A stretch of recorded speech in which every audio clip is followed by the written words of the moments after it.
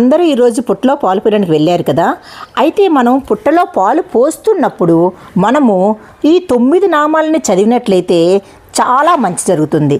అయితే ఆ 9 నామాలు ఏంటి అని అడుగుతారా? అనంత, వాసుకి, ఆదిశేష, పద్మనాభ, కంబల, శంఖపాల్, ధృతరాష్ట్ర, తక్షక, కాళీయ. ఇలా ఈ 9 నామాలు చెప్తూ మనము గుడ్డు, చిమిని అవి పుట్టలో వేస్తాం కదండి. అలా వేస్తే చాలా మంచిదని శాస్త్రవాక్యము. నేనైతే చెప్పలేదండి, శాస్త్రం చెప్పిన వాక్యం. అందరూ ఈరోజు పుట్టలో పాలు పోయడానికి వెళ్ళారు కదా. అయితే మనం పుట్టలో పాలు పోస్తున్నప్పుడు మనము ఈ 9 నామాలని చదివినట్లయితే చాలా మంచి జరుగుతుంది. అయితే ఆ 9 నామాలు ఏంటి అని అడుగుతారా?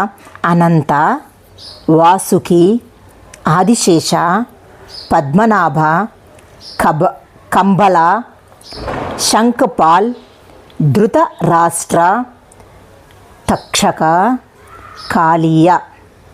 ఇలా ఈ 9 నామాలు చెప్తూ మనము గుడ్డు, చిమిని అవి పుట్టలో వేస్తాం కదండి. అలా వేస్తే చాలా మంచిదని శాస్త్రవాక్యము. నేనైతే చెప్పలేదండి, శాస్త్రం చెప్పిన వాక్యం.